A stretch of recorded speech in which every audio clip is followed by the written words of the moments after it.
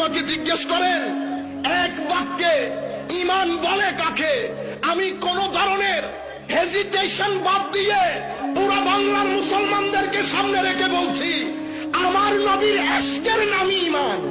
আমার নবীর ইশক যার ভিতরে থাকবে সেই মুমিন হবে। আমার নবীর আদব, ইশক, তাজিম, মহব্বত যার ভিতরে থাকবে না, তার ভিতরে আর সবকিছু থাকতে পারে, ঈমান থাকতে পারে না। ঈমান একটা আবহাওয়া চায়, সেটা আমার নবীর প্রতি আদবের আবহাওয়া। ঈমান মহব্বতের মাটি চায়, আমার নবীর মহব্বতের মাটি বাদে ঈমানের বীজ বাড়ে না।